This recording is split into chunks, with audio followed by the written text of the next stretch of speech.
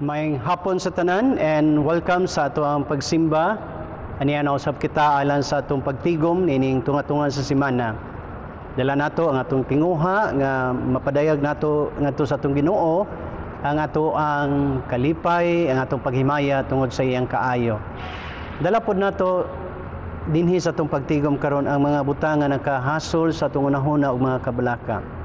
Ni takna atong tugtan nga ang Espiritu sa Ginoo mo'y mudasig sa atong pagsimba karon. Atong ablihan ang atong kasing-kasing, labaw sa tanan ang atong unahuna, ug tugtan ta ang Ginoo mo padayag sa iyahang presensya sa atong pagtigom. Especially kanang nana sa nag-uban kanato sa atong online worship service.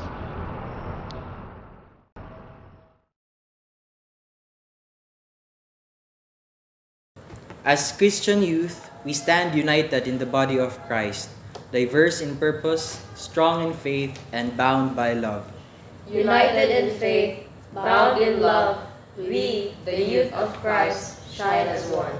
United in faith, ignited by love, we, the Christian youth, form the vibrant body of Christ. As Christian youth, we are diverse threads woven together in the tapestry of Christ's love. United by faith to shine as one radiant light. United in faith, diverse in purpose, we are the vibrant body of Christ, shaping the world with love and service. United in faith, we stand as one, the body of Christ, His work begun.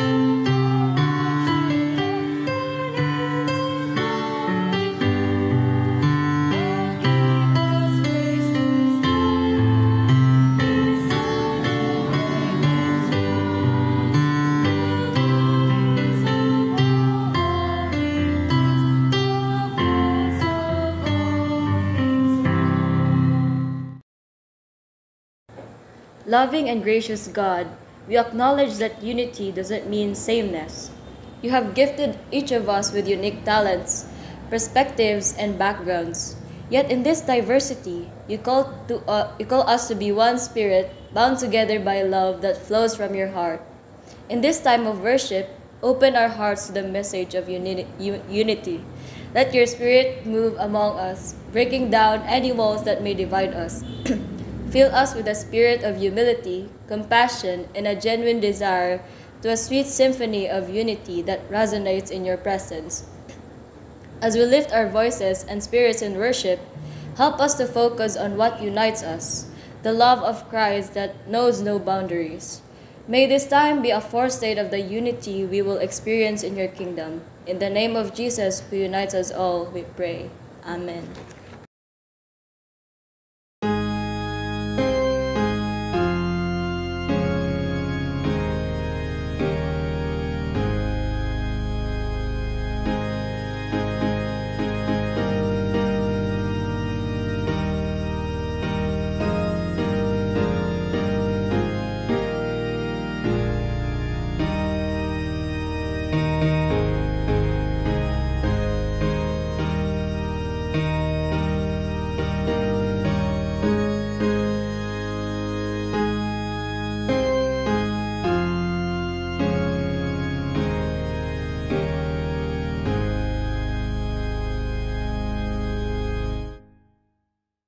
In the tapestry of Christian Youth Fellowship, each one of us is woven together as a unique thread with diverse gifts, perspectives, and experiences. As we gather in the unity of Christ's love, we are called to herald His message of grace, redemption, and transformation to a world longing for hope. However, in our zeal to spread His message, may we sometimes stumble. We might neglect the weight of our words or actions, unintentionally causing division, misunderstanding, or hurt. We might miss opportunities to truly listen and empathize, failing to show the depth of Christ's compassion. In recognizing these moments, let us turn to God's grace in humble confession. Let us approach our God, acknowledging our shortcomings and seeking forgiveness for the times we've fallen short in heralding His message of love and unity.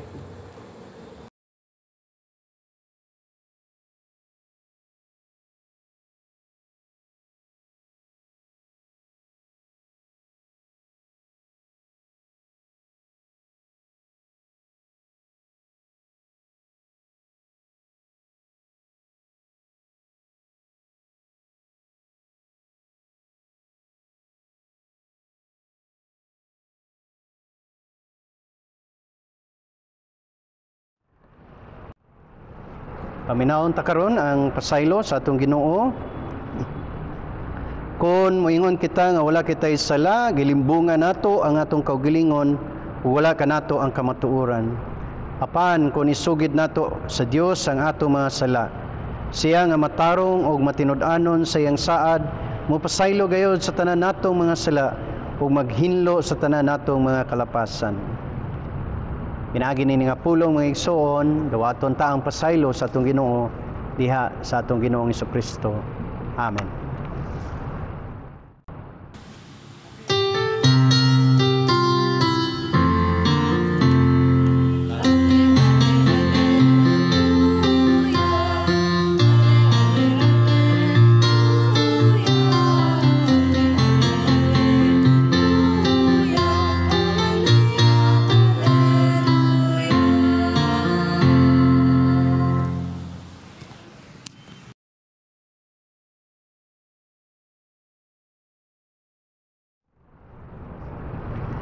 Again, maayong hapon atong tanan and among kalipay nga sa makausap pa nahiusa kita nini atong pagsimba, asa man kamo nga dapit nini karon nga nagsimba kamo, ang atong panghinaot nga ang Ginoo mo ay magpatiliwala sa atong pagtigom karon, no? Siya mo ay magahiusa kanato.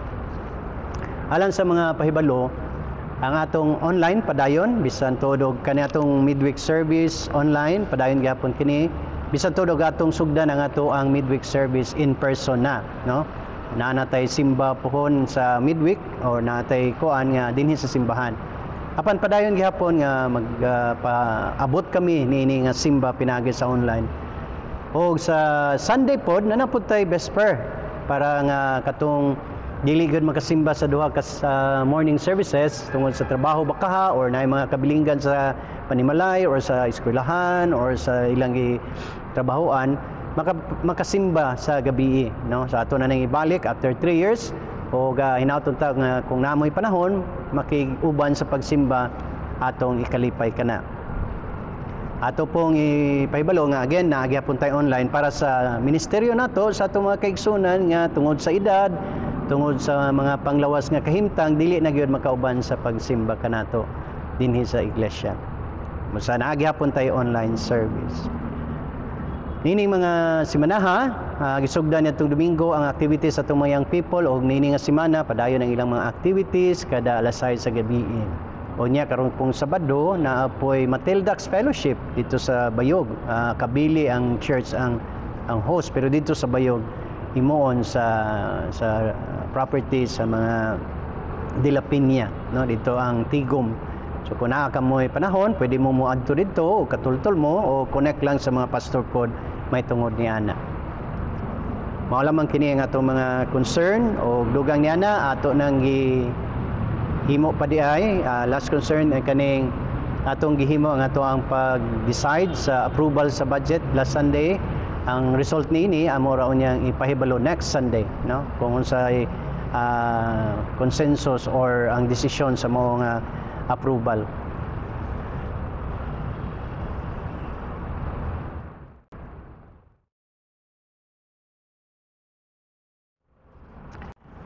Nining tungura atong dalon karon ang mga butang nga nasa atong kasing-kasing pinagi sa atong pag-ampo. Gampo ta. Among Ginoo ug among amahan, niya kami karon nakayusa nga imong mga katawhan nga gidasig sa imong balaang espiritu tungod sa tinguha sa paghimaya sa imong ngalan. Nagpasalamat kami sa daghang paagi nga imo kaming giatiman. Labi na sa mga buluhaton nga imong gihatag sa matag usa sa imong mga katawhan sa ilang pagtrabaho, sa ilang pagpaningkamot nga makaserbisyo sila sa ilang mga kaigsuonan nga nanginahanglan kanila. Ug labaw sa tanan sa pag-provide pod sa resources nga ilang gikinahanglan matag adlaw sa ilang mga kauban sa panimalay. Nasayid kami o Diyos nga ang panahon ana ang kalisod sa kahimtang, ana pod ang kalisod kanunay sa mga tahas o kabugat nini usahay tungod pod sa mga nagkalain nga mga kinaiya sa katawhan nga nagapalibot og ilang gialagaran. Ang uban nini makaluya sa pagbati, ang uban pod nini Ginoo makadasig pod silang kasing-kasing. Apan padayon ang kalipay sa imong mga katawhan o Dios sa pagpangalagad, kay naglaom sila o nagtuo sila nga sa tanang panahon sa ilang mga paglakaw, sa ilang pagtrabaho o pagpangalagad, ikaw mo ay ilang saliganan, ikaw mo ay maghatag og kusog kanila, ikaw mo ay maghunghong og kadasig sa panahon nga maluya sila, ikaw mo ay maghatag og kusog kung ang mga problema bugat ra alang kanila. Ug tungod niini Ginoo, tugti kami nga magsimba o maghimaya kanimo, magpasalamat sa imong mga kaayo kanamo Ginoo, magpadayag sa among tinguha nga kung mahimong lisod kaayo ang among kinabuhi kung ikaw Ginoo dili maguban kanamo.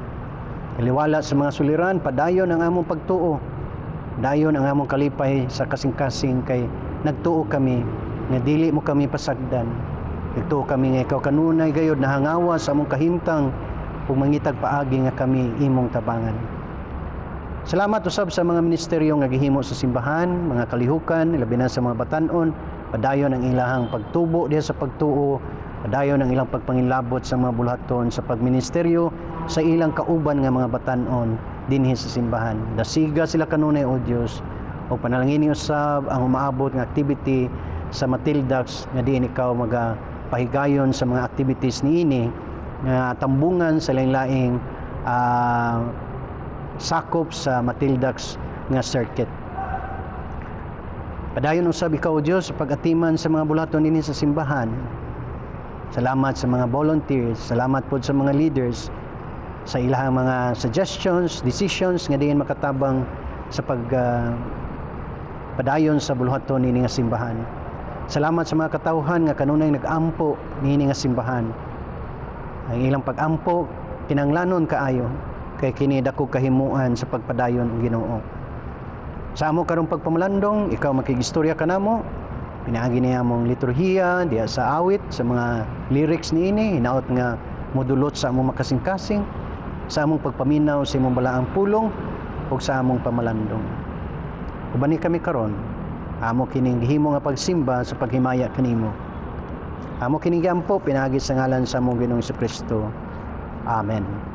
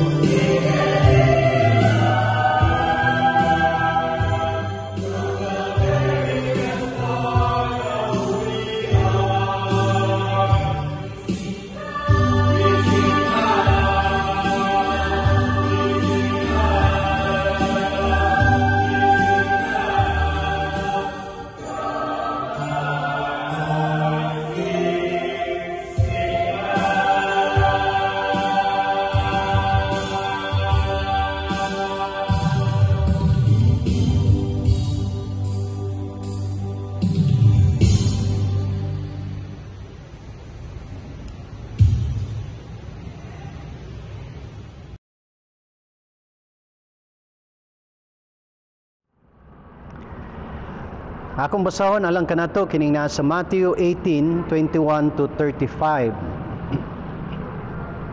Ang pulong sa atong Ginoo nagkanayon. Unya miduol si Pedro kang Hesus og nangutana, Ginoo, kun ang akong igsuon kanunay makasala kanako, hangtod kapila ko man siya pasayloon. Kapito ba? Si Jesus mitubag, dili kay kapito lang, kundili kapituan kapito. Kay ilalom sa pagmando sa Dios ang kahimtang sama sa usa ka hari nga naghusay sa mga utang sa iyang mga sulugoon. Sa diha nga nagsugod siya paghusay, gidala ngadto kaniya ang usa ka sulugoon nga nakautang kaniyag dako kaayong kadidad. Wala siya igong ikabayad sa iyang utang. Busa, misugo ang iyang agalon, nga ibaligya siya lakip ang iyang asawa o ang iyang mga anak o ang tanan nga iya aron makabayad siya sa utang. Miluhod ang sulugoon sa tubangan sa iyang agalon o nagpakiluoy nga nagingon, Sir, intaw, ayaw intawon ako apikiha, kay mobayad raon niya ako sa tanan kong utang. Naluoy kaniya ang agalon, busa gipapas niya ang utang sa sulugoon ug iyang gipalakaw. Milakaw kining maong sulugoon ug gikasugat niya ang usa sa iyang mga kaubang sulugoon nga nakautang kaniya og gamay ra kaayong kantidad. Iya dayon kining gilabni, gituok ug giingnan, bayrin ako sa imong utang. Ang iyang kaubang sulugoon miluhod og nagpakiluoy kaniya, ayaw intawon ako apikiha, kay mobayad raon niya ko nimo. Apan wala siya mosugot. Gipapriso hinuon niya kini hangtod nga makabayad sa utang. Sa pagkakita sa ubang sulugoon sa netabo, nasubo sila pag-ayo, nangadto sila sa ilang agalon o gisuginla nila sa tanan. Busa gipatawag sa agalon ang sulugoon o giingnan, wala kay puangod. Gipapas ko ang tanan mong utang kay nagpakiluoy kaman kanako. Angay kauntang maluoy sa imong isig ka sulugoon, sama nga ako naluoy kanimo. Nasuko pag-ayo ang agalon ug ipapriso niya ang sulugoon aron silutan hangtod nga makabayad siya sa tanang utang. Ug gitapos ni Jesus ang sambingay sa pagingon, ingon usab ni ana ang buhaton ninyo sa akong amahan nga tuwa sa langit. Kung dili kamo mopasaylo sa inyong isikataw sa kinasingkasing gayon. Ang pulong sa atong Ginoo.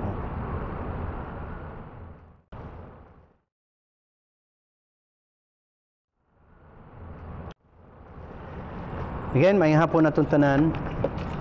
Ang obviously makita dahil nato ang topic nga hisgutan nato dinhi mao ang saon nimo ang mga tao o imong igsuon someone close to you nga magsigig kasala nimo. So tubag sa iloon.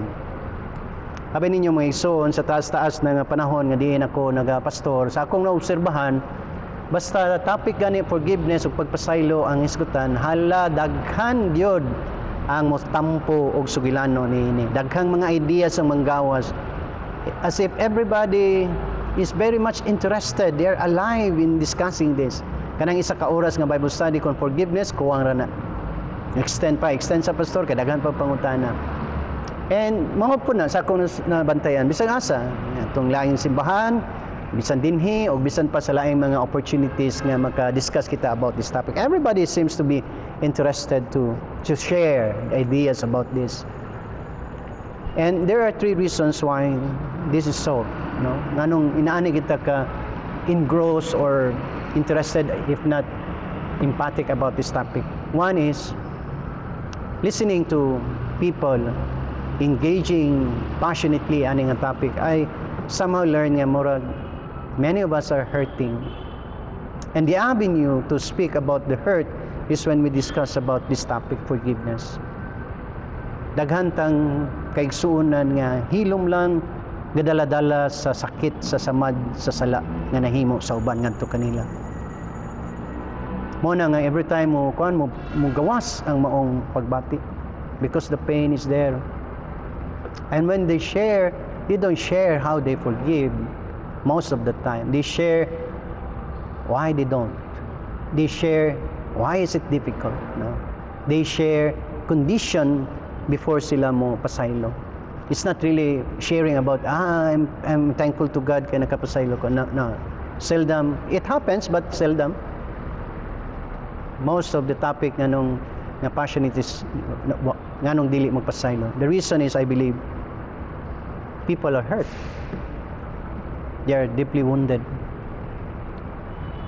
And even their time in church, even if they're immersed in the presence of God, even if you proclaim forgiveness of the sins, somehow the hurt is still there.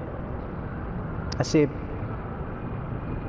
ang experience of worship is not compartmentalized. Meaning you come to worship, you feel good about something you hear, and you feel good, but when this thing or this topic is being discussed, again you revert to another aspect of your life. The painful you, or the hurting you, matod pa. Mura ba ani nga topic, mura another personality. Dawato na to, daghan tang nasakitan, o daghan tang hurting, daghan tang mga naisamad, ato lang gilom-hilom, tugod ka ang samad lalom kaayo, bisan tunog na kuan. Let's admit that, no? And ang simbahan is a place where people get healed, supposedly. Healed from mental problem, mental stress, emotional burden, things that bothers us, things that hurt us. But sometimes it takes time siguro. It takes time. Ato lang nang dawaton kay maugid na, no? Dili-dali sa ato magpasaylo. Even if we have a wonderful experience in worship in church, when it comes to that aspect, murag lahi na, murag naay boundaries nga ang feeling of goodness in worship is cannot penetrate this part of it. It's a separate topic, murag ana. It can be discussed some other time. And the truth is, tungod kay daghan nato dinhi sa simbahan or sa mga panimalay, nasakitan pag-ayo. Ang samad, lalom kaayo. Nga bisag dugay na, wa pa na siya maayo, yun tinuod. The other thing, gusto na kong i-emphasize nga nung kuani siya, because gibutangan na to og condition. No, ang topic sa pagpasaylo is about kanang condition o unsay buhaton sa isa before imong ihatag. Somehow you're hurting and somehow you feel you have now the authority to forgive those who have offended you. And in order for you to give forgiveness, kinahanglan naa sa share requirements. Buhaton to appease you. As if forgiveness is something nani mo, unya is a privilege, imo ng authority or what, is a big reserve of, I don't know, kung sa imong feeling, moral ascendancy or right, na imong i-withhold, nya dili nimo i-release kung dili siya mo commit sa imong standard. I think that's how we look at forgiveness most of the time. I can only forgive if. So the question being asked here is, how many times should I forgive my brothers who sins repeatedly? Ang isulti ni Pablo. The question was very clear, no? Inana lugar. It talks about an offense being done by someone close to us. I think that's usa na sa butang nga makadugang sa ato ang paglisod, pagpasaylo, because most of the sins or offense, talang sin or however you call that, mistakes or ang sakit gid kayo is done by those close to you. Kana bang wa ka mag-expect nga ilan ang buhaton because ang imong una-una close mo or amigo mo. Supposedly friends are there to listen, friends are there to support you, if not to fight for you. But there are times nga ang imong expectation dili ma-realize, ang reality ug ang imong expect dili mag-abot, and you get hurt. Many times we feel that, uy, kauban man ta mi, or anong inanay man ni. Well, di po ta ka judge nga nung ilan ang gihimo, but the point is, point is, because of your closeness, mo na siya makapadugang sa imuhang kasakit, if not kayugot, no? Kana bang anger and pain. Mag-uba, no? You're hurting, at the same time, you're angry. You're mad. Sura, no? Duha ang imong gibati. The mental anguish, the emotional pain you bear. Kung tanawon gyud luoy kaay ka, ug angay kang kaluyan. You're hurting. Someone hurt you deeply. You're angry because it is not supposed to happen. Because you're close. No? But that's reality. Mo na nga, in this scenario, mo na ganahan kay ko the way Jesus Christ craft this parable in such a way that ang iyang illustration, no, na owner, master, then everybody else servants, pareha sila estado tanan, and all of them, most of them na utang, and ang isa dako kay utang, ang isa gamay ra. But the status nila, ang ilang status is parihara, puros ra sila servants, no? And that's the beauty of the story. I think ito ni Jesus nga kaniyang illustration para ma-emphasize gid niya kung unsa ang spiritual significance sa forgiveness, not really and the practical side of it also. No, so mo na, it is painful because it's done by someone close to us. O nang daghan stories. Kaya daghan sa tang mga kaila or amigo close to us that have in a way na dili ba naghimo ko sa kabutang we did not expect that they will do that to us. Kay lagi suod until you believe that you're close until kana nga kasultig lain nya sa imong kadim giday mi kay amigo, no? Ang expectation dili mao, and that pains us, no? And not only pain, it angers us. Nya duha ang atong kwan, and that's why kung imong tan-awon in the eyes of God and even in people, kung musulti dayon ka, maluoy kay katanawon, you're miserable. And sometimes that misery is interpreted as karon I have now the reserve, the power to withhold this, no? I don't know sa psychology exacto ba na, but I think it's not. You will not liberate your pain just to feel nga sa kataw na kay power over those people na especially nakakuan. So nangutan na siya, and directly Jesus said not 7 but 70 times 7. Pagsulti magud ni Pedro, the requirement actually is 4 or 4 inan. But he sa iyang unahon na 7. As if nag-expect siya nga maayo pod kada kay sobraan nimo. But Jesus said pasubraan pag yun. Not 7 times but 70 times, ha?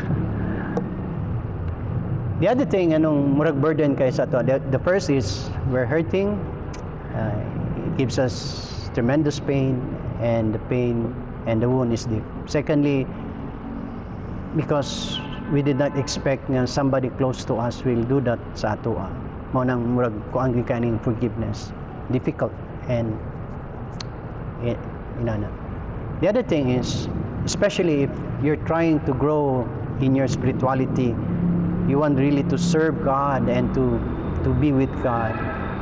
The things that burdens you when it comes to forgiveness is the realization that forgiveness is required by God. It is not a teaching that is left for your decision whether you do it or not. It is a requirement. It is not a system a teaching pwedeng ma-apply karon if the condition is good, pwede ra pong i-suspend if the condition does not warrant the application of that lesson. But forgiveness is a requirement. It is demanded from us. And that's adding insult to injury. You're hurting, you're in pain, you're angry, and now ikaw pa himo og maayo. You feel that way if you think you don't have any sin. You feel you're entitled to your pain and anger if you believe you have not wronged anyone. You feel entitled to your misery and pain if you think you're blameless. But Jesus said, the illustration, as I've said, the way he chose the illustration puts the man or the servant who owe him so much mo iyang giuno. Just to prove a point. Dako kay siyang utang. Inunta lang ko i-translate na to, dako kay siyang sala. Tiyanaw, at balo. When he begged, actually wala siya tugtis, wala tagai sa Ginoo or sa master ang iyang request.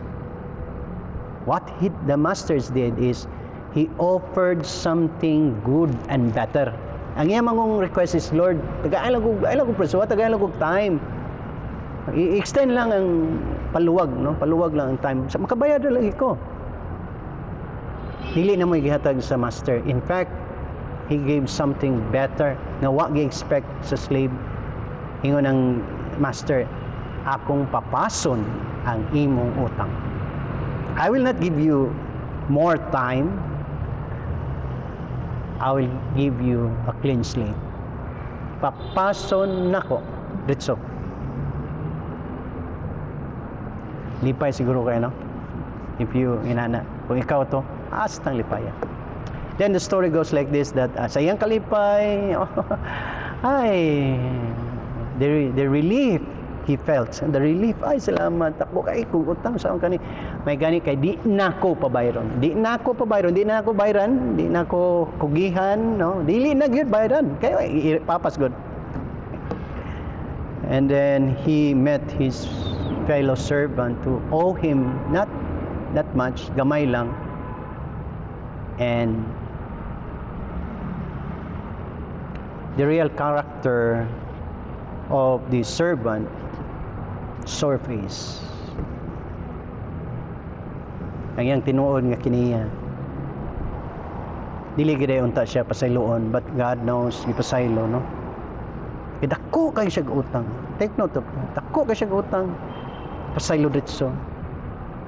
Then pag encounter nila sa servant nga naay gamay utang, katong iyang dako kay utang ni surface, his real character surface. Mo nang dako gid kay siya utang. It's not really good. Wala siya kapasaylo sa servant nga gamay utang. In fact, gituok, no, the way it is used, no, gituok, graphic illustration of violence. Gituok, ilabni, sagitan, bayan, no? It's not about experiencing the forgiveness of God. And you know, even every time isa kapila ka sa simba, pasayloon magid ka. But the forgiveness does not make you good. Di ay.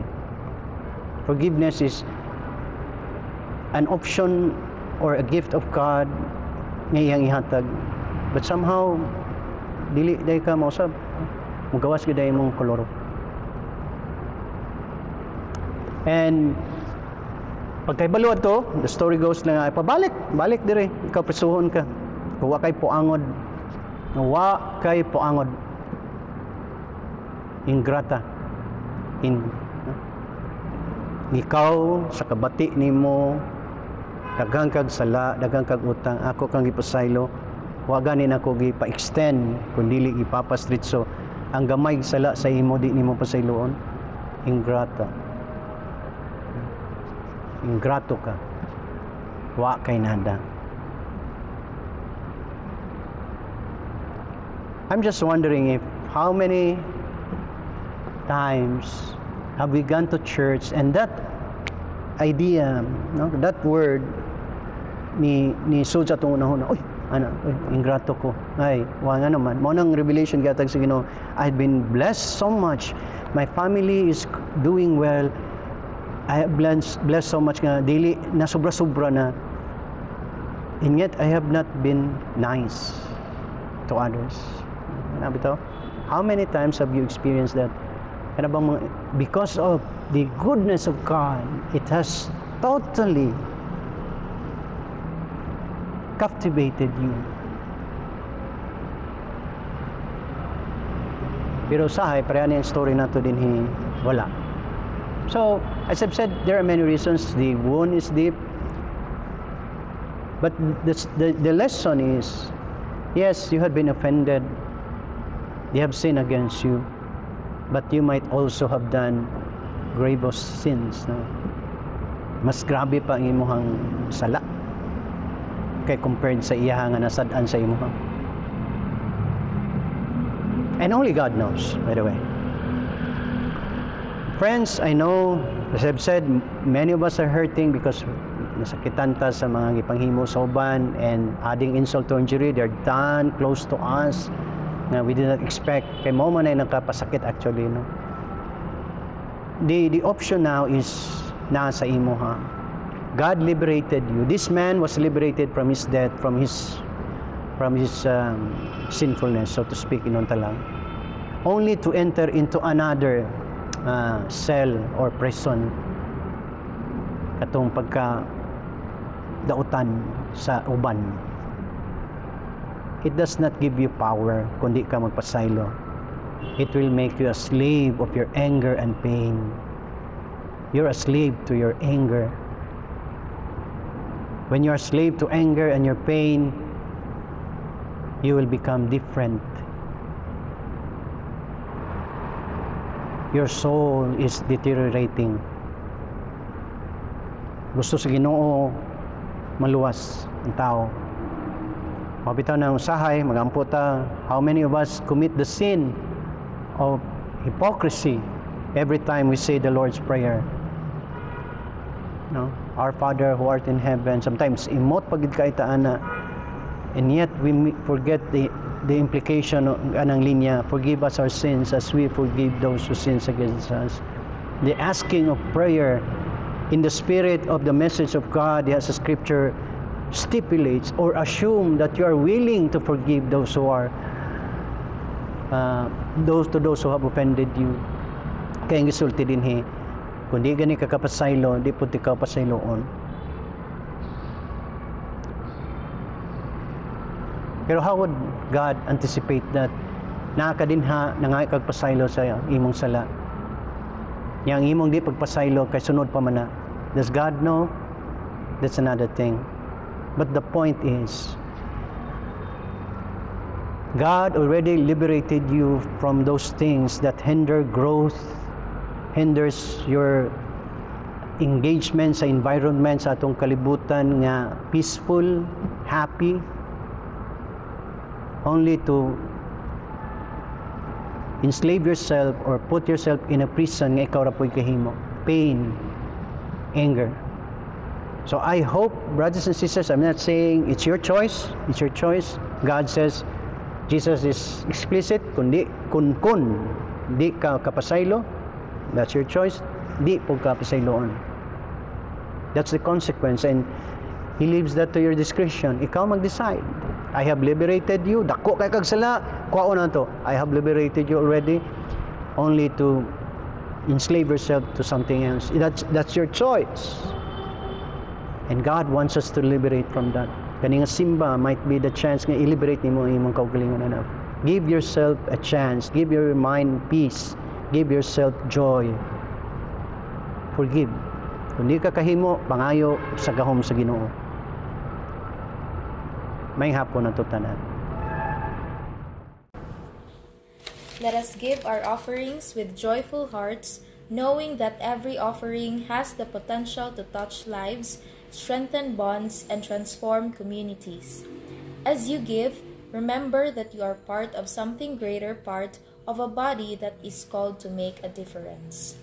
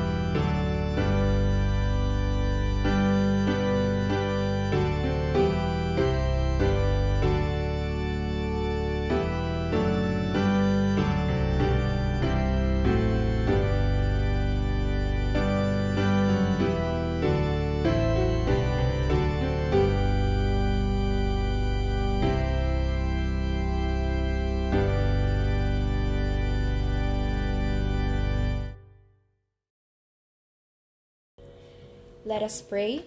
Generous God, with hearts filled with gratitude, we present these gifts to you. May they symbolize our commitment to heralding unity within the body of Christ, recognizing that we are all called to be a beacon of love, reconciliation, and understanding. Just as you have brought us together despite our differences, may these offerings be a reflection of your unity. Use them to support the efforts of unity and fellowship among the youth of your church. May they fund initiatives that bridge gaps, strengthen bonds, and promote understanding among all believers. Bless these offerings and multiply them for your kingdom's work, and use them to make a lasting impact.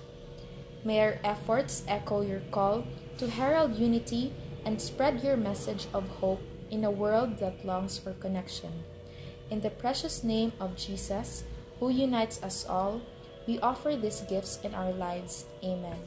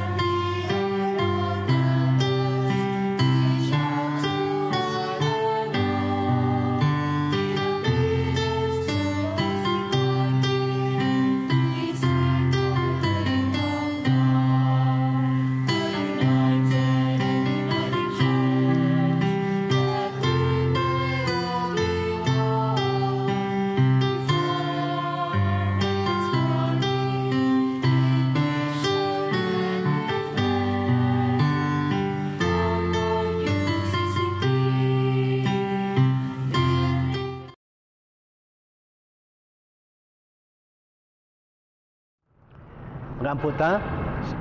Papasalamaton kami Ginoo sa imong pagpasabot sa among kaugalingon nga mga kahuyangon. Tinuod man kanunay kaming nangayo sa among kapasayloanan sa among mga nahimo nga sala nga wa namo tuyua or uban gituyo gyud, pero nasayod mi nga ikaw mo pasaylo man. Ang problema usahay kay kami nga gipasaylo dili kay balong mo pasaylo, tungod niya na naghimo na pud kami og laing sala. God, you have been good. Many times we have sinned and many times you have forgiven us. Give us the peace and the power to forgive others. Nga mahimong gaan ang among pagbati. Panalangini ang imong mga katawhan Ginoo. Bendisini sila sa imong kaayo. Nagaampo ako alang sa mga katawhan nga dunay mga dagkong mga programs and activities sa ilang kinabuhi. Nagaampo ko ni Bumbum, ikaw magatabang kaniya sa iyang exam. Ug sa uban pa nga dunay mga dagkong plano nining ang mga semana. Bendisini kami sa imong kaayo. Karon mga igsoon, ang kalinaw, ang pasaylo sa atong Ginoo, ang iyang gugma magauban kanutay kanatong tanan. Maato kini sa ngalan samahan sa Anak ug sa Espiritu Santo. Amen o Amen.